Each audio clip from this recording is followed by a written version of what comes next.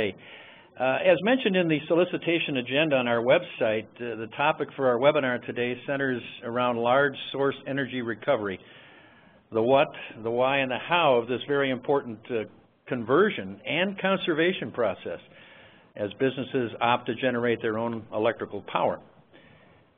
We chose this particular topic today because of inquiries from our ever-growing audience who acknowledged it was a niche market, but because of its significance relative to the amount of energy produced and captured, it would be good to know more about it without getting overly involved in the complex engineering connected with it.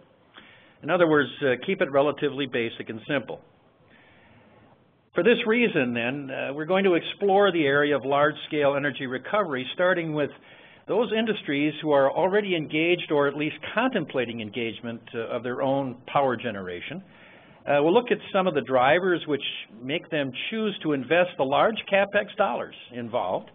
We'll also explore the sources of the heat energy to be captured with considerable emphasis for time reasons on the gas turbine, which is also the most prevalent heat source used in this combined heat and power.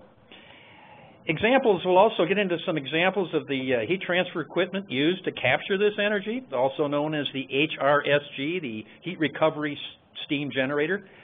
And we'll discuss where this reclaimed energy may be applied. We'll acquaint you with some of the basic auxiliary devices employed in these system packages, which will augment or enhance the HRSG, including its basic control scheme. We'll get into that in the end. And then finally, we'll discuss an important factor one needs to consider before moving forward, and including the importance of selecting the best partner for the project. This becomes extremely important because in this business, this is really where the rubber meets the road, because each application is different and needs to be uniquely engineered to realize and optimize the ultimate objectives, whether it be energy conservation, whether it be emission reduction, peak loading, standby, meeting additional steam requirements, or all the above. Having the right partner that can deliver the entire or as much of the entire solution is very, very critical. So with that as a bit of overview, let's start with some definitions so we're all on the same page when these concepts or terms are mentioned during the presentation. You can see on the very top here we've got a kilowatt. That's 1,000 watts. A megawatt is 1,000,000 watts, or it's equivalent to 102 boiler horsepower. HRSG, as I mentioned, heat recovery steam generator, combined heat and power. This can often cause confusion. Combined heat and power for either direct or indirect energy recovery and application of the thermal energy to the process. This might also be termed cogeneration. What would I mean by that? Well, if it's direct, in other words, I've got a turbine. It's exhausting lots of gas at a high temperature. I can take that right directly to some energy converters. Let's say it's a dryer, and I can use it directly off the turbine, or I can go through a boiler, secondary source, if you will, generate steam or hot water. So that's what I mean by that. But both of them, it's cogeneration or combined heat and power. I can also have combined heat and power when I have a turbine which is driving a generator to generate electricity, but also the off gases then are going to a heat recovery steam generator, which it is then being used to drive a secondary turbine, a steam turbine now in this case, to generate additional electrical power. That we would refer to as combined cycle. But they're both combined heat and power, okay? Now, if we take a look at what's going on in this business as far as large-scale energy recovery, let's just familiarize ourselves with the basic concepts that are out there. This is the traditional plant. We've got a boiler here that's generating steam or hot water, and that's obviously being used for cooling or heating. Of course, in this particular case, if we're talking about cooling, it would be going to an absorber. Most of the time, it's a centrifugal chiller that's used for cooling in most of these buildings, but just for example's sake. So I'm taking the steam, and I'm taking care of all my process and building needs directly from the boiler. Then I'm buying my electrical needs right from a utility through the grid. So that's the traditional plant. I can get involved in combined heat and power where I've got a boiler that is now my motive force. Okay, I'm generating steam, driving a steam turbine, which then in turn is driving a generator and producing my electrical needs within the plant. So I'm controlling all of it now. Now I'm in the electrical generation business. I can also take part of that steam and get involved in cooling or heating or process. Again, combined heat and power, where the motive force all begins with a fuel-fired boiler. Now, the other thing that I can do with combined heat and power is I can take a gas turbine, such as you see here, which is now driving a generator, which is then providing all of my utility needs, electrical utility needs within my building, and I'm taking the off gases now, which are relatively hot, and we'll get into that, relatively hot, going into a heat recovery, HRSG, producing steam or hot water for my process or building heating needs, comfort heating or cooling. Now, the other thing I could do is, rather than having a gas turbine, I could have a reciprocal engine doing the same thing. It's got the off gas going to my heat recovery boiler, HRSG, and driving a generator, producing the electrical power for my building. So rather than the gas turbine, I'm using a reciprocal engine. This is then called combined heat and power, or a combined cycle, if this boiler here, or HRSG, was driving a steam turbine. Now, another excellent source of heat energy, thermal energy, would be a thermal oxidizer, as you see here. This then, and a thermal oxidizer, by the way, for those of you that don't know what it is, it's really a fume incinerator. And it's destroying hazardous air pollutants and VOCs. The neat thing about these thermal oxidizers is they've got many pounds of gas coming out of them at a very, very high temperature. We're talking maybe 1,500 degrees that we can use. Whereas with the gas turbine that I talked about previously, you're talking maybe 900 degrees coming out of it. Now, going back to our gas turbine.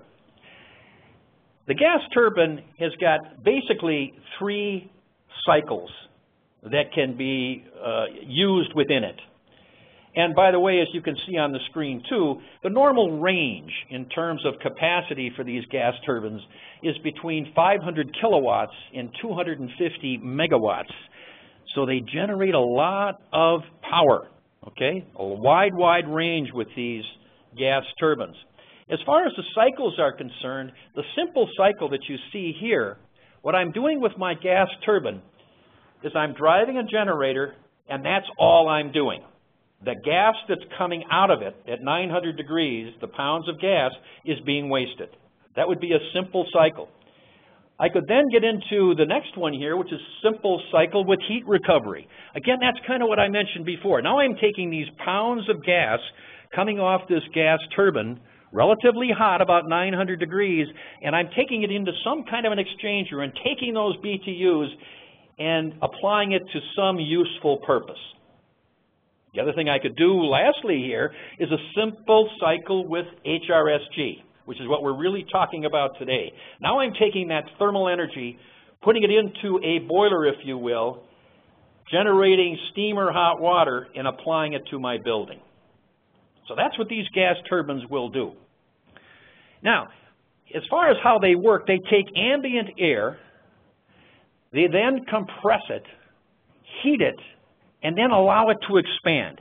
And when that gas expands, that's really a fluid. Gas is really a fluid. It turns those turbine blades. Okay?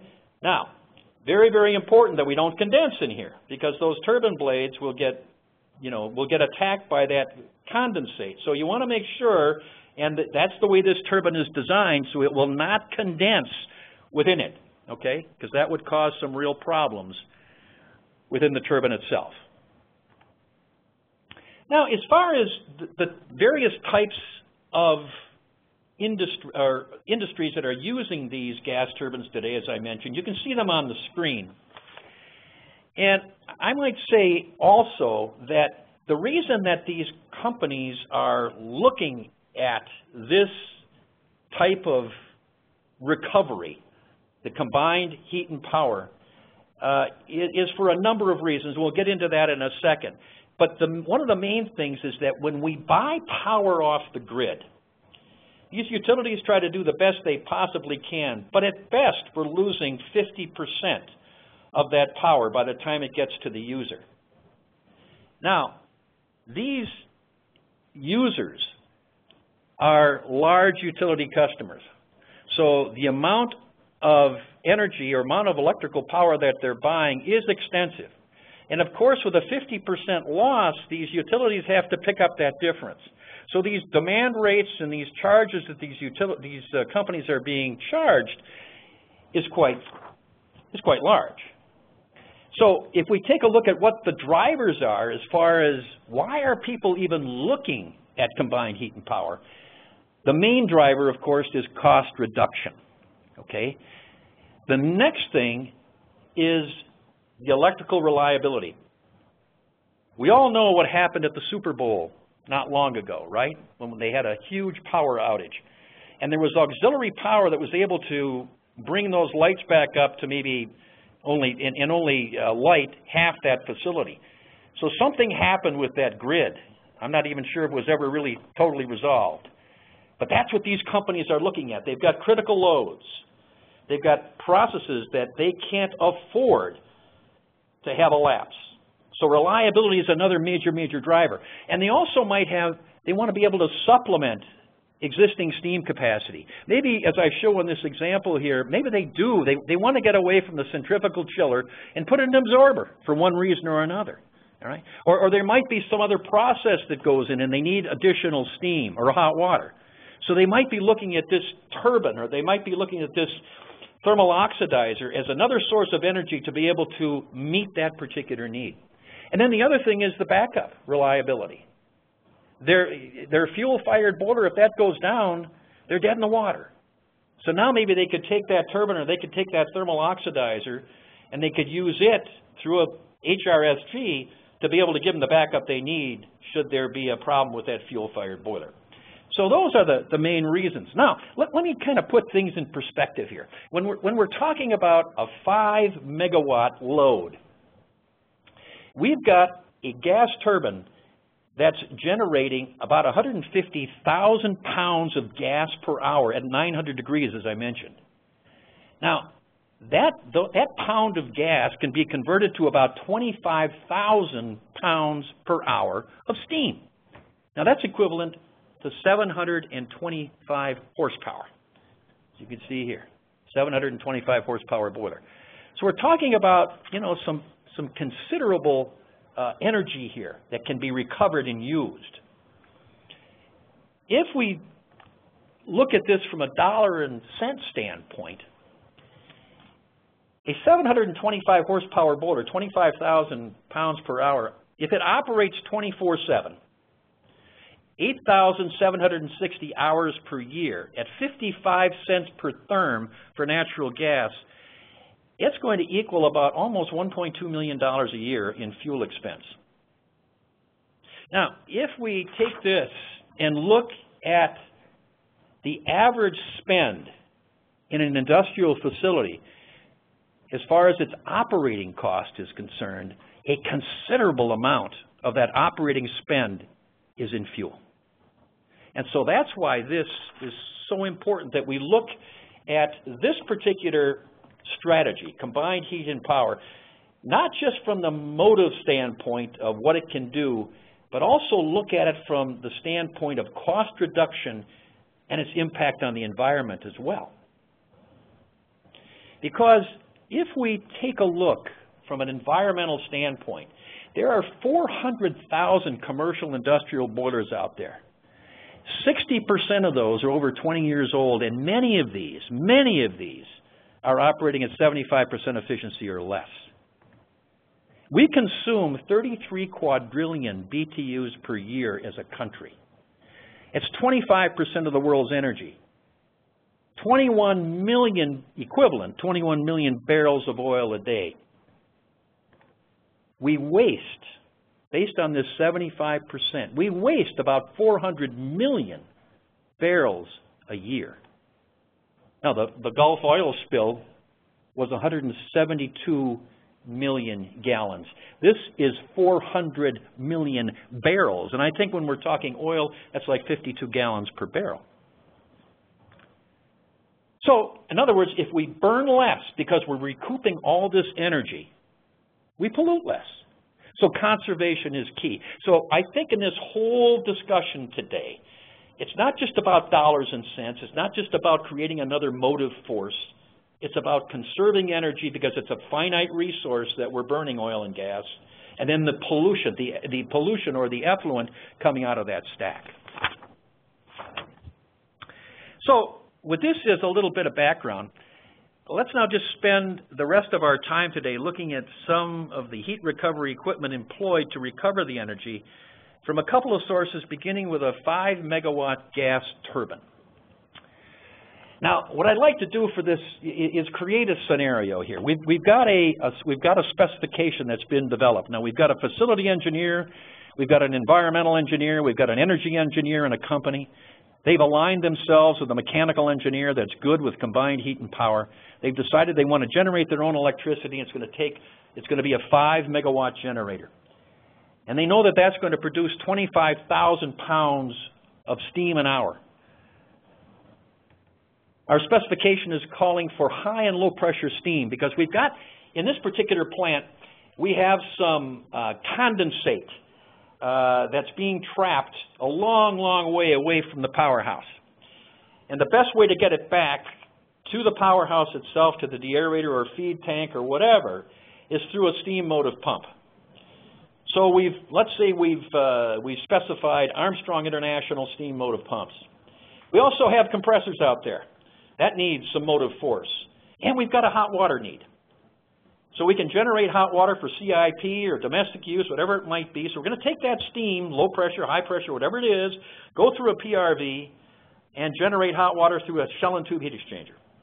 Now, the other thing with this particular plant, though, is it's got a very, very small space requirement. Okay, it's an existing plant, and I've got to get this boiler in here. And so I need a very small footprint if I'm going to go with with an HRSG, combined heat and power. I also want to have optimum efficiency. You know, I just spoke about environmental impact, finite resources, and the cost of the cost spend for operations. We want to reduce that cost as much as we can. So I want efficiency here. And I also want to have something that's easy to maintain. That's another requirement because I've got a limited staff.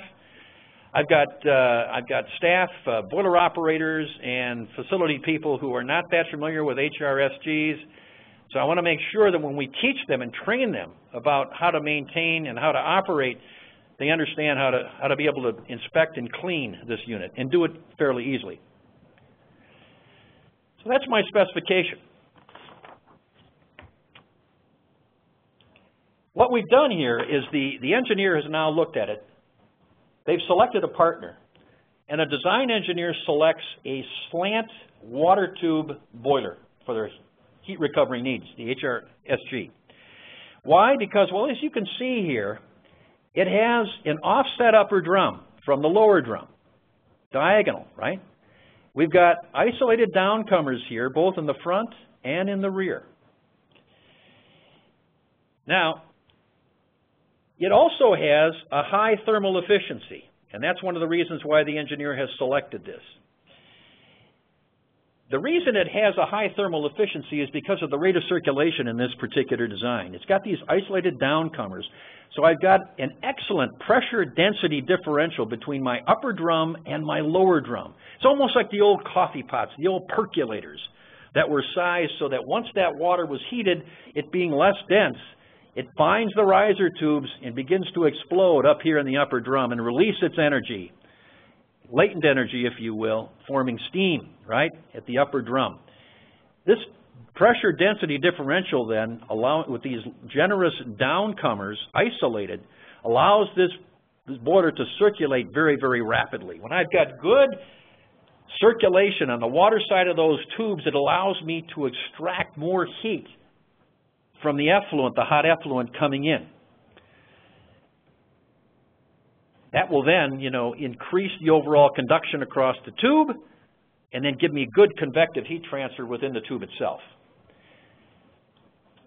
Now, you'll notice here that it says either bare or finned tube heating surfaces. So this unit could be equipped with fin tubes, with bare tubes, or a combination. And we'll talk about that a little bit later. But the design engineer knows that we cannot put undue pressure, back pressure on that turbine, or we're going to start to really cause havoc with the overall combustion. All right? So we've got to be concerned about pressure drop, and we'll talk about that a little bit later. But that's what's been designed. Now, when I talk about being able to transfer the heat, of course, I'm getting into what we call heat transfer coefficient of the surface. And what heat transfer coefficient refers to is the value of the heat flow across an area as it proportions to the delta T. So what I want to make sure I'm doing is that when this gas comes in, that I'm absorbing as much as I possibly can with every inch of tube so I can transfer those BTUs to the water and generate steam, which also then enhances, it's like a catch-22. As I enhance the thermal efficiency within the unit itself, I change the density, and my pressure density differential, of course, maintains itself, and I get rapid circulation. So that's what we're looking at here. This is a cross-flow design, so you can see that my gas is coming in from the turbine here and exiting just on the other side. So it's a one-pass design. Now, what I could have done, if headroom was not a problem, one of the things I might have looked at was a drum-over-drum heat recovery HRSG unit. Now, it could either be cross-flow, as you see here, so I've got one pass coming in on the left side, exiting on the right side. It's a small footprint. It would allow me, because of the larger drums, to give me better separation of steam if that was an issue. In other words, I might have drier steam coming out of this initially, even before a superheater. The other thing that I can do with a unit such as this is I can membrane construct it.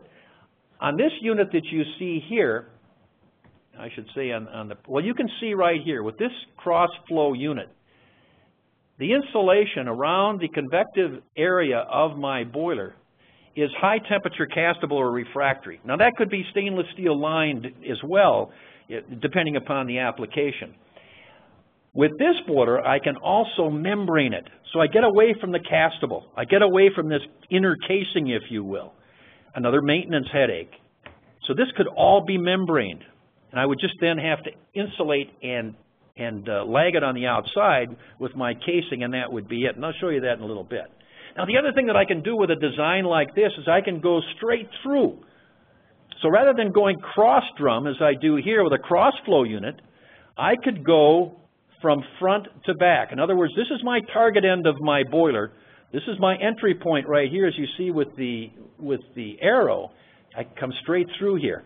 With this design, I could also include a furnace, or this could be completely tubed. I've got nothing but convection surface here, or I could have radiant and convection surface with this type of design. Gives me more flexibility there. So that would have been something I would have looked at very seriously, but because of the headroom problem, I didn't go with that. Now, looking at one of these cross-flow drum-over-drum designs, you can see that my hot effluent coming from an oxidizer, it could be coming from a gas turbine, it could be coming from a reciprocal engine, coming in on the side of the unit, going right through, up and out the stack. This is a cross-flow design. Now, when I put all the pieces together for this particular job, you can see that I'm coming in here with my gas turbine, hot gases, so many pounds per hour, depending upon, this is 5 megawatts, so we're talking maybe 150,000 pounds of gas per hour at 900 degrees. Well, in this particular case, I need more mass, and I need more mass flow, and I need more temperature. So I've introduced a duct burner here as well. Now, if this turbine is down for whatever reason, I still have my process needs, I still have my facility needs, so this duct burner will then provide all the energy, thermal energy I need to be able to operate this boiler as though it was being, was actually utilizing the gas turbine effluent coming out of it. So when that gas turbine goes down, I've got my duct burner. Well, it needs air because the turbine is providing me oxygen. The effluent coming out of that gas turbine has got quite a bit of excess air. So I can use that for combustion in my duct burner. But if the turbine is down, I need a source of fresh air for combustion. That's what this is for, a fresh air fan. I come through the transition, come into my HRSG, coming out of the top. Now remember, with this particular design, we said we wanted to optimize the overall efficiency. To do that, what I've added now is an economizer. Now, I've got natural gas being burned in my turbine. I don't really have any constituents within that gas that would be harmful to my economizer. Because it's natural gas, I'm not too concerned about the dew point. That's about 130 degrees. I'm operating well above that. And then my exhaust stack. So this is the system that we've now put together as a result of that particular specification. Now, one other thing that the spec called for was ease of maintenance. Remember I mentioned that thing about our staff, our boiler operators and facility people. They needed some help here. So we want to make sure that some of the critical components can be inspected and cleaned where need be. So you've got generous manways in both your upper drum and your lower drum to be able to inspect and or repair. You also have access ways that will then expose, you can see one right here where I've got this little red dot. That's an inspection and manway there to get us into the convection zone to be able to inspect and clean these tubes. So maintenance was therefore handled in that particular way. Now, this customer in this particular case was also saying, you know, our business is expanding. And what we've designed so far is fine for the immediate needs. But later on, we might be requiring some additional capacity. Well, we started off with this cross-flow diagonal boiler. Later on, we could easily handle additional capacity by putting in a drum-over-drum boiler alongside of it, cross-connecting our downcomers and our steam outlets. So everything is now coming out of this main evaporator, if you will, this drum-over-drum boiler. I also have my duct burner, which is now increased in size because I've got more capacity now. And because of that, I need some post-combustion cleanup as far as emissions are concerned. So I've included a selective catalytic reduction, we'll talk about this a little bit later, unit right here to be able to take out the nitrogen oxides, the NO and NO2, from the combustion gas. And of course I've got my economizer here, as we had before.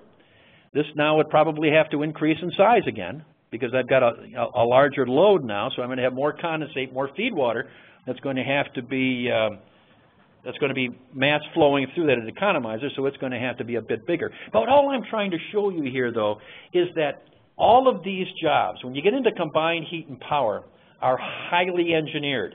We've got to look forward. We've got to try to anticipate what the needs might be, not only for today, but for tomorrow as well. And that's what these partners I talk about, that's what they can do. That they can work with the consulting engineer. They can work with the facility people, the energy people within the confines of the facility itself, and come up with the best solution. Highly engineered. It's not an off-the-shelf item. Now, the next scenario I'd like to discuss today would be a thermal oxidizer. Now, in this particular case, we've got a thermal oxidizer that's generating about 300,000 pounds per hour of gas coming off this oxidizer at about 1,500 degrees. It would be, that's equivalent now to about 50,000 pounds of steam per hour. We're driving a 10 megawatt generator now, not a 5, but a 10 megawatt. So 50,000 pounds of steam per hour could be generated at 200 pounds. With that mass flow of 300,000 pounds per hour and 1,500 degrees, that's what we could generate. Now, in this case, they want some superheat. And normally with a thermal oxidizer, superheat could be a problem, okay? I shouldn't say superheat. They wanted supplemental firing, okay? And the supplemental firing normally is not required with a thermal oxidizer because of the amount of gas coming off of it and the temperature. But in this particular case, they were concerned about the fact that the thermal oxidizer is not going to be operating all the time. They've got certain processes that are not operating all the time, so they don't have that. They don't have to incinerate those fumes. But they've got process and facility needs where they want to be able to generate the steam to satisfy those needs. So they needed a duct burner then, supplemental firing, to be able to accommodate those situations. They also wanted an economizer. And when it was looked at, the effluent coming off of the thermal oxidizer did not have constituents that would, like high sulfur, if you will, that would cause cold end corrosion on that economizer. So in this particular case, it was elected that the economizer could be installed. Many times economizers are not used with thermal oxidizers because of the constituents within the gas itself that could be corrosive. So, the engineer for this particular job then selected a drum-over-drum O-type heat recovery steam generator. It has membrane walls. It also has a furnace. Now, why is that important?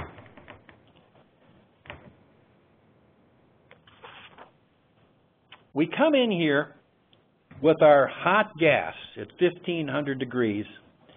Now notice here we have a bypass assembly. Now if for some reason this boiler is down for inspection, maybe we have to replace a tube, whatever it might be, we want to be able to still drive that generator, okay, the 10 megawatt generator, but then the effluent coming off of that thermal oxidizer has got to go up the stack rather than being recovered. So that's why this diverter is here. We've got the inline duct burner right here, but notice where it's mounted. We don't have any transition piece here, which would actually act as a furnace if we didn't have one. We've got a furnace right here in the boiler. So that duct burner is now taking that radiant energy and it's going into the furnace, and we're generating steam through radiant energy or radiant conduction convection, if you will. It's a water tube boiler. It's membraned. It's got the economizer, as you can see here. And it also has a condensate heater to absorb additional BTUs that would normally go out the stack. So that condensate heater, of course, we've got condensate coming back at a relatively cold temperature, relatively cold to the steam temperature. It's probably laden in oxygen because it's seen atmosphere. So it's got to be heated before it goes into the deaerator, but recovering that thermal energy. We also had a superheater. So I'm taking steam off the top of my boiler, bringing it into the superheater section. This would be a radiant superheater now, coming out and then going to possibly a steam turbine to generate more electrical energy, which would then be a combined cycle operation. And here you see the gas manifold here on my duct burner. The effluent, of course, from the oxidizer coming in here. A little closer look at what one of these drum-over-drum O-type boilers would look like. You can see this membrane construction, very rugged. Our isolated downcomers, as I spoke of before. The upper drum, large, for good steam disengaging and accumulation. My mud drum down here, downcomer here. And of course, in this particular case, it's got a top outlet. With these boilers, I could also, with that roof penetration problem, I could have a side outlet on either side. to be able to overcome that particular hurdle. As far as the membrane construction is concerned, right here is the outer wall. Of course, inside here is my furnace or the convection bank. I just have a layer of insulation and then my outer casing. So I'm getting away from all that castable refractory problem. So this, again, was a maintenance headache, something that can be alleviated by going to membrane wall construction. I mentioned the fin tubes before. The main reason for fin tubes, an engineer is going to be taking a look at this.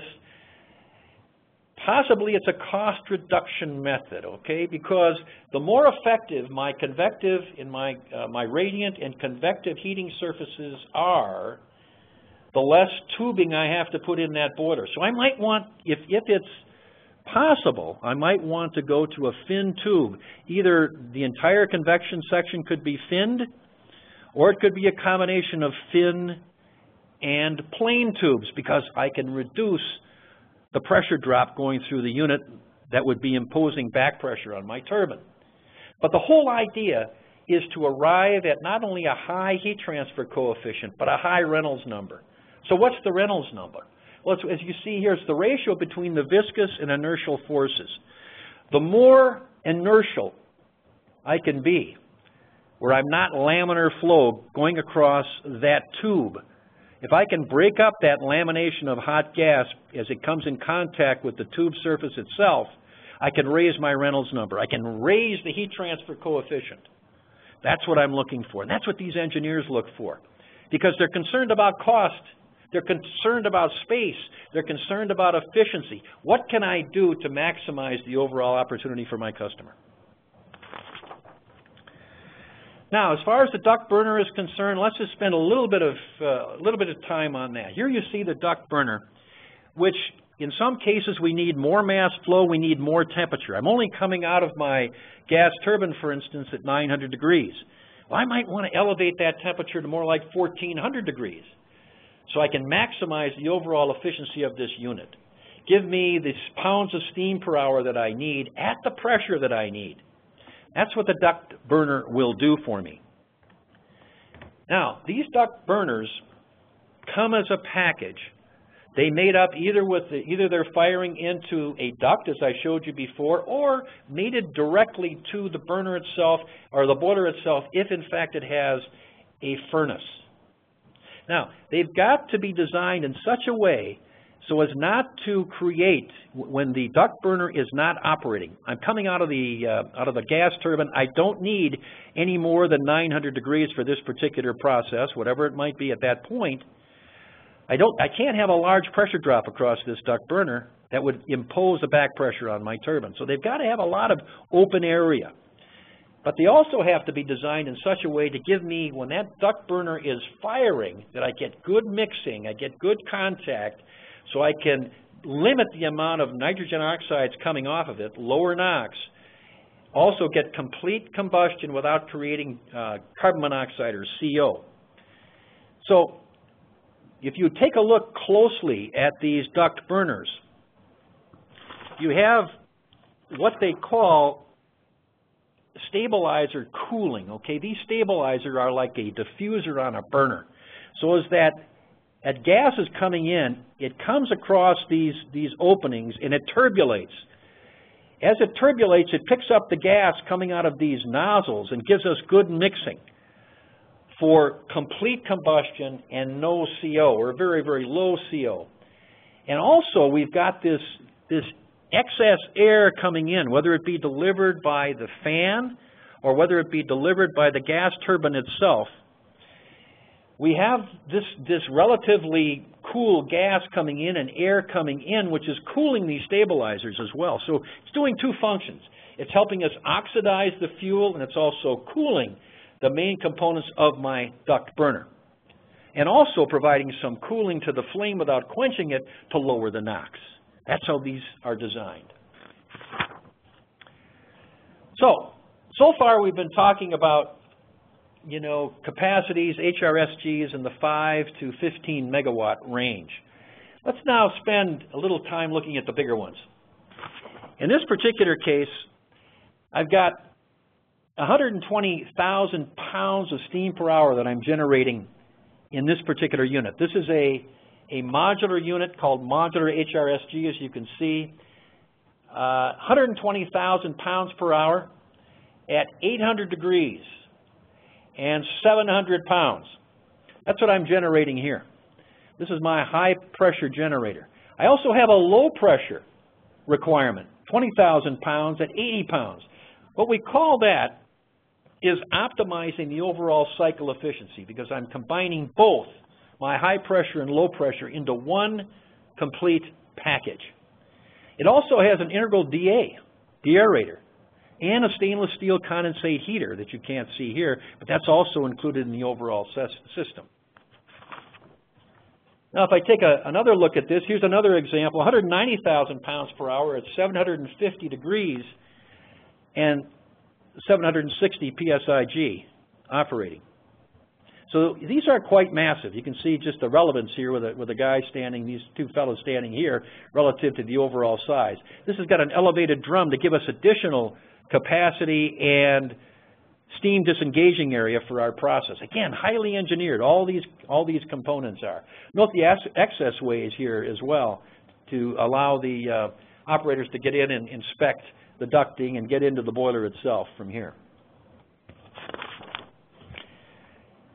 Looking at some of these schematics now, let's start here from left to right. I'm coming into the first evaporator is really what we call a screen tube section. So I'm taking this hot gas coming in either from my oxidizer or from my turbine. I'm reducing the temperature to a certain extent because I'm absorbing some of the heat before I go into my superheater.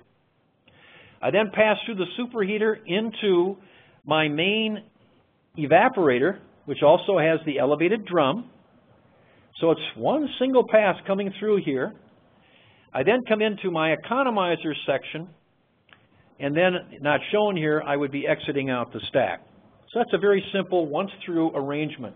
Now, all of these components are shop assembled, and then they arrive at the job site as these pre-assembled packages then to be bolted together and then piped together and so on. Now, here's another example. In this particular one, if we're looking from left to right now,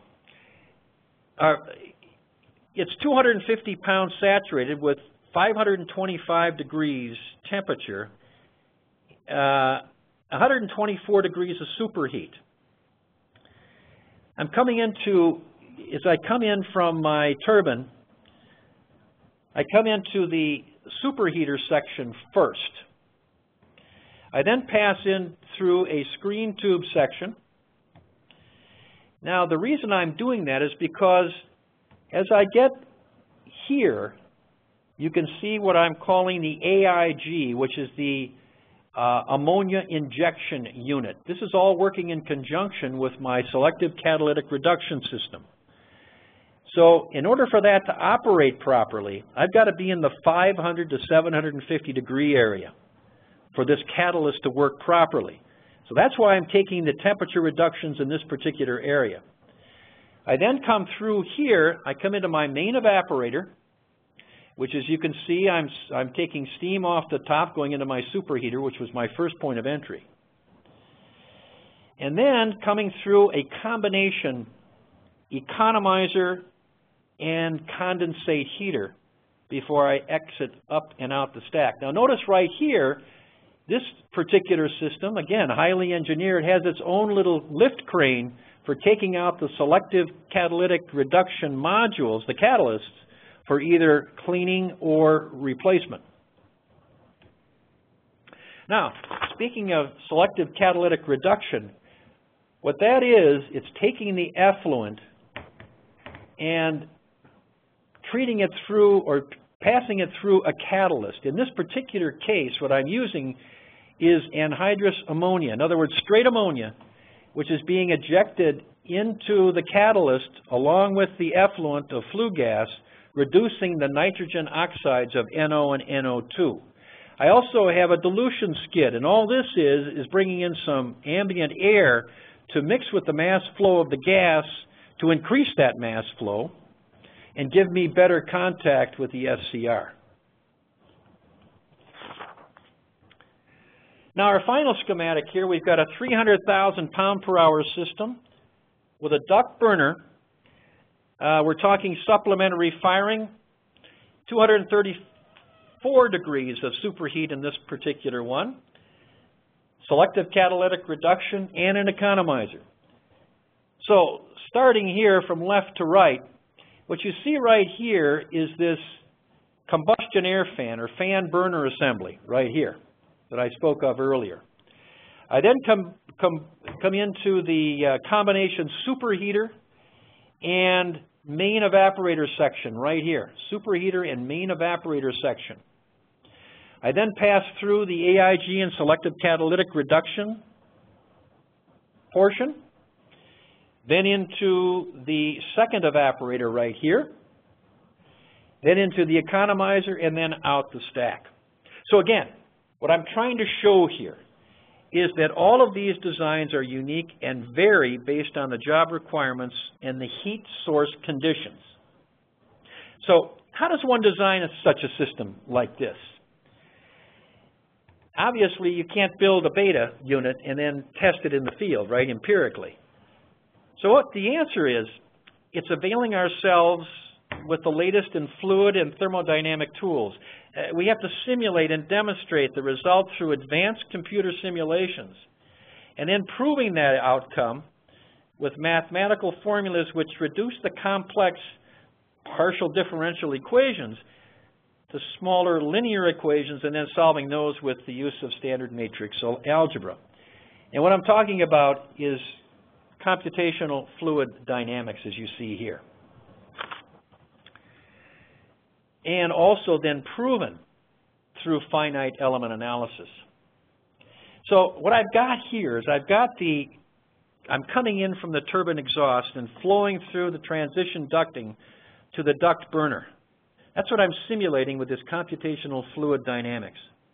So the mass flow and the temperatures entering this section will ultimately result in the proper duct burner design and the sizing to handle the required load. Now, this information will also be critical in the sizing of the selective catalytic reduction system, including the catalyst and the ammonia injection system. So that's what we're formulating here. Now, here's an example of the furnace modeling when the design calls for radiant surface absorption, where I've got that duct burner connected directly to my boiler, firing into that furnace.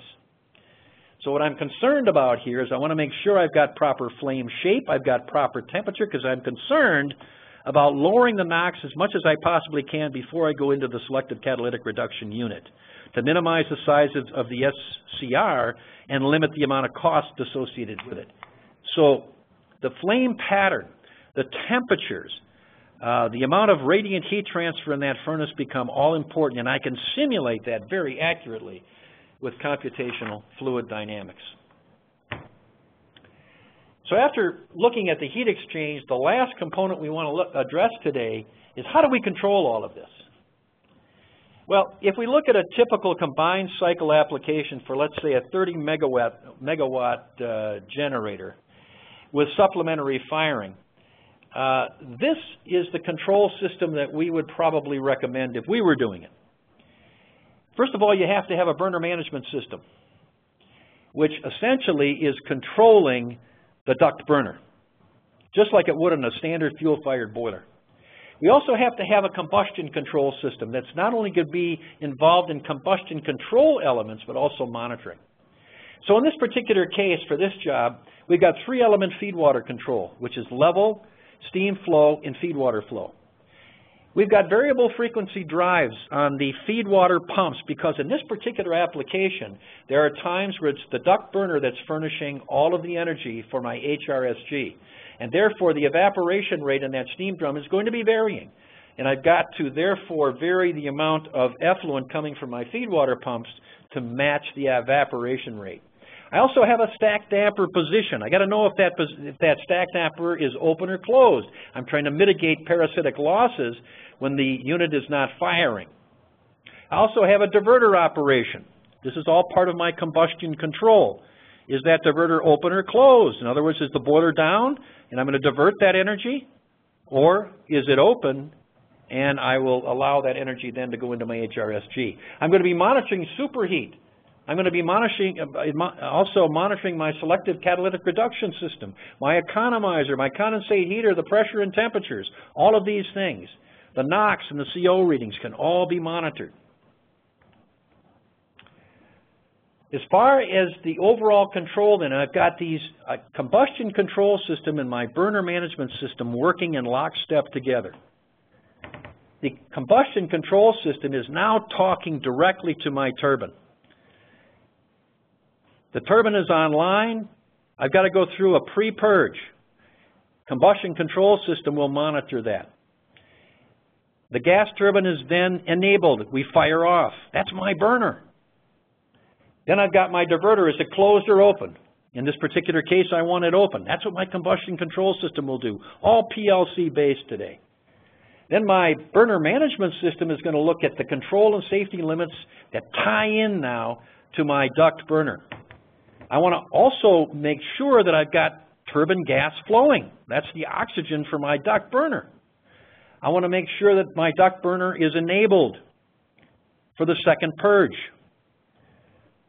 I go through pilot ignition, pilot proven, main gas valves energized, main flame proven, just like a standard fuel-fired boiler. The burner management system is going through that sequence. Then I monitor and manage the operating and safety limits. So these two systems then are integrated and working in conjunction with my gas turbine. As far as monitoring is concerned, of course, I can see what's going on with the combustion control system, with my 3-element feed water, my stack damper, and so on, everything that's in gray on your screen right now, and monitoring all of these points. All these graphics are then designed and placed into this programmable logic-based system. Very, very user-friendly, operator-sensitive. I also have a master controller here. So I'm looking at all these points. I'm looking at my boiler, my HRSG, what's going on with all of this. And in addition to that, this master controller can also be integrated with a, let's say, a fuel-fired boiler, where for some reason or another I need some additional steam. So I can bring that boiler online, tie them all together. That, in addition to being able to extract various pieces of information on this system, tabulate this information, trend this information, and then historically file it. So that's the power of the controls that are associated with these combined heat and power systems today.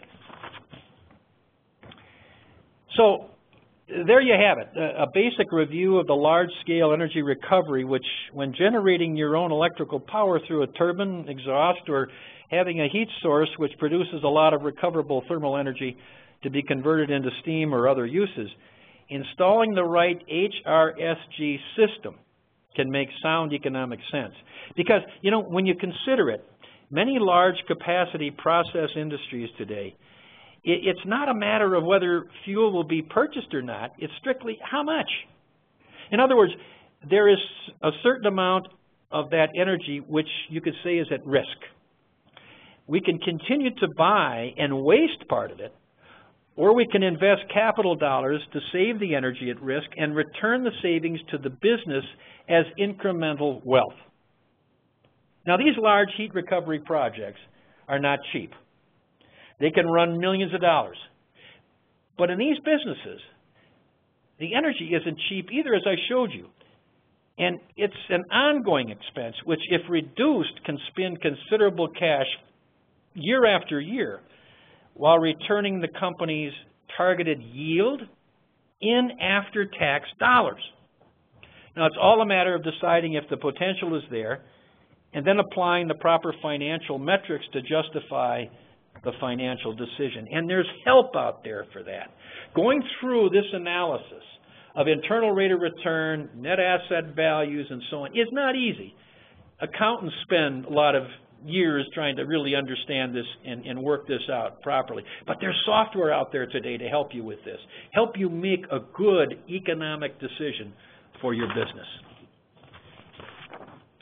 So in summary, On-site power generation is more efficient than power from the utility. Over 90% of the thermal energy coming from a heat source is recoverable. Combined heat and power systems are highly engineered to include energy source, heat recovery, ducting, emission control, stack recovery, and controls, all packaged together. Supplemental firing can be over 100%, up to 4 times as a matter of fact. The HRSG design choice and configuration varies by specific application. They're all different. The fuel and emission saving potential is substantial, needs to be justified using sound financial metrics. And then finally, the critical factor is choosing the correct partner to help engineer and provide the system. How about some questions? Thank you very much, Steve. Appreciate it. We will take questions now. We have an expert panel that is with us, and I'll introduce those in just a moment. If you would you please direct your questions using the question and answer tool on your WebEx toolbar and direct them to all panelists, and that way each of our expert panelists will be able to see them. We'll give just a few minutes for those questions to come in, and I'd like to reiterate that today's presentation will be, it has been recorded, and it will be archived on our website at cleaverbrooks.com/webinars, and you may also view our previously recorded presentations as well as see what's coming up for next month. The topic for next month is leveraging your annual boiler shutdown, and you can see a description of that presentation as well as a more detailed outline of the topics that will be covered to see if that is one that you might be interested in.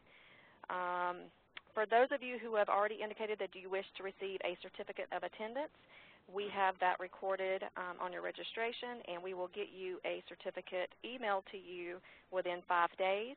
If you have not let us know that you would like a certificate of attendance, and you can use these for your PDHs, let us know on the survey that is sent to you directly through email at the close of this event, or you may email me at marketing@cleaverbrooks.com, and we will make sure that you get your certificate as well.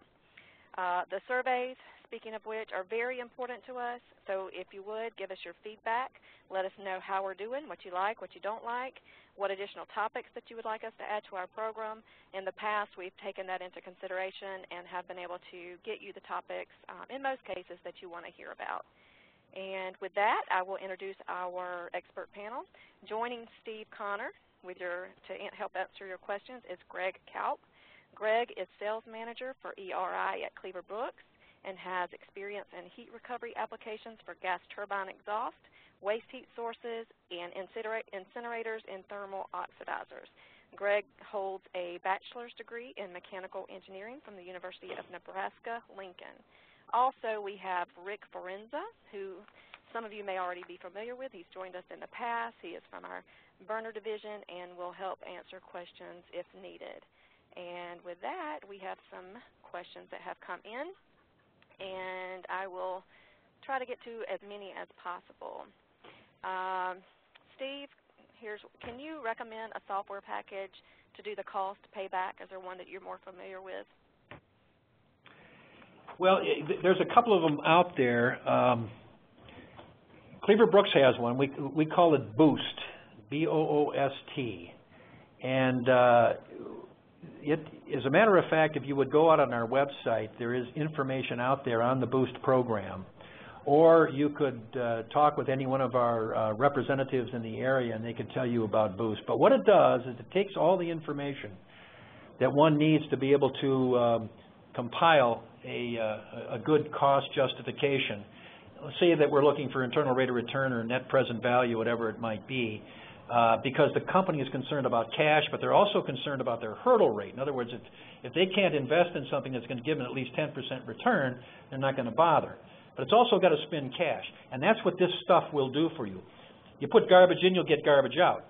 But if you've got good, solid information going in, these financial tools, these programs, can help you calculate the internal rate of return and net present value painlessly as far as you're concerned, because it does all the heavy lifting behind the scenes. Now, I might say that in my own personal experience, I've had some situations where it looked to me like a slam dunk to put in this particular piece of capital to get the return on the investment, looking at simple payback.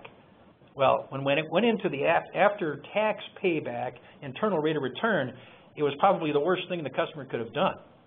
And so we were so happy to have that tool available to us, so that we didn't really mislead the customer and make him, commit a very, very serious financial mistake here. Now, there's another company out there. I think it's called Pathfinder. The gentleman's name is Chris Russell, and he also has a similar program. You could probably find him out on the internet as well.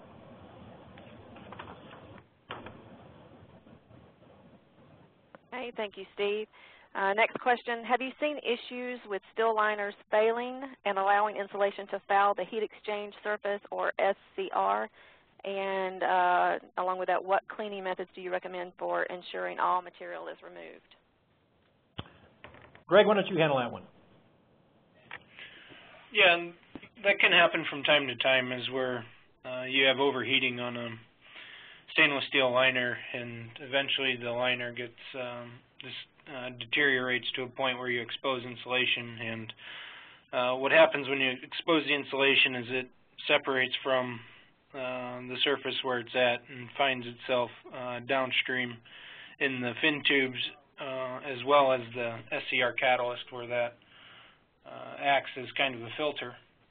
And the best, some typical cleanings are, depending on the size of the particulates that are carried into the fin tubes or the SCR catalyst, you can just remove them depending on how large they are. Other methods include like CO2 blasting.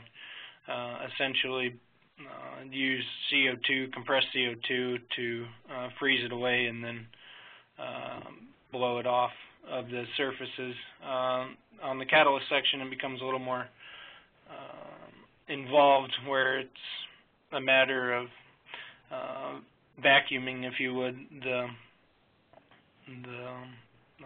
residue off the catalyst, or possibly replacing the catalyst depending on what actually lands on the catalyst face. Okay. Next question. Steve, you mentioned the drum-over-drum O-type boiler was very rigidly constructed and included an integral furnace, minimizing ducting. Why not use an HRSG like this all the time? Well, that's a good question. These projects are very site-specific and require considerable engineering to provide the best solution. But if it's a horse apiece, from an engineering perspective, then I would say space and cost will dictate. In other words, the cross flow boiler that does not have a furnace, the slant type that I showed you, that's going to be less expensive than a drum over drum membraned boiler with a furnace. And one of the reasons, of course, is that there's an awful lot of labor that goes into the construction of a water tube boiler, a membrane water tube boiler. There's no way that you can really automate a lot of that. And so we try to be as productive as we can in the building of these vessels, but they're pretty labor intensive. So if we can reduce the amount of labor involved, we can reduce the cost. So a horse apiece, I would say that space and cost will then be the determining factor. Next question. When adding a duct burner to the HRSG, how much additional steam can be generated? Greg? I'll answer that one, Susan. Okay. In general, it, again, depends on the process requirements and the design, but the limiting factor is usually the O2 available in the specific turbine exhaust that we would be dealing with. But typically, doubling the steam production is possible and achievable. And if you go into higher firing rates, i.e. lower O2 firing, you may have to consider the design of the HRSG as well to handle those temperatures, like in a water-cooled furnace. that you were mentioning earlier, Steve. So long and short of it is that you can probably double or even triple depending on the application and the necessity to produce the steam on the HRSG side. Okay, and we'll take I know we're running just a tad bit long, but we'll take a couple of more questions. Why aren't all HRSGs using fin tubes for better heat transfer? Well, I think I can answer that one. Greg, you might want to add to it, but one of the main reasons is pressure drop, I would say. Pressure drop and possible fouling due to the constituents in the gas, making the cleaning more difficult. But also, it depends upon the constituents of the gas, it depends upon the mass flow and so on, and what we're trying to achieve in terms of heat transfer coefficient and the Reynolds numbers. So that all goes into this design, so we have to look at a number of things. But I would say that the possible fouling and the pressure drop are one of the main reasons why we may or may not be going with a fin-tubed arrangement. That's correct, Steve. And most of the consideration there is what fuel or where is your heat source being generated from. And depends on what you're incinerating for the case of a thermal oxidizer, or in the case of a combustion turbine if you're firing a heavy oil or maybe even a light oil. That all weighs into the design engineer's selection of the amount of finning and the type of finning that is used in the HRSG. So the cleaner the gas, the more finning the boiler can use, and the dirtier, if you would, the gas, or the more ash loading or particulate loading that's in the waste heat coming to the HRSG sometimes lends itself better to a bare-tubed heat exchanger or HRSG. And a bare tube surface is easier cleaned with soot blowing or air blowing, depending on the application. Okay, and I've got one last question. If you have a question later and would like for us to address it, you can reach Greg at GKAUP@cleaverbrooks.com, and as indicated on this last slide, his phone number is listed there as well. All right, last question. What did you mean by the boiler have an excellent pressure density differential, and how does that improve efficiency? Well, the pressure density differential is accomplished by the proper design, the size and the height between the top and lower drums in relation to the downcomers, the size of the downcomers as well. Now, the higher the natural circulation as a result of this, the better the conductive and convective heat transfer will be across the tube, absorbing more heat. So the better the heat transfer coefficient and the Reynolds numbers, the better this heat exchanger is working for you to extract as much of the BTU content as we possibly can from the gas coming from the turbine as well as that coming from the duct burner. All right. Well, Steve, appreciate it. As always, great presentation. Greg and Rick, thank you for joining in on the expert panel. Again, you can visit our website to see and register for next month's webinar. The topic would be leveraging your annual boiler shutdown. Let us know if you require a certificate of attendance. And with that, I'm going to let Steve get on his way and get home safely, and I'm going to enjoy our cold snap of 66 degrees. Oh, my goodness. Not well, I'm shoveling. Or anything. Yeah, okay.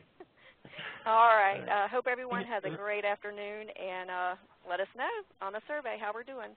Appreciate you attending. Thank you. Thank you.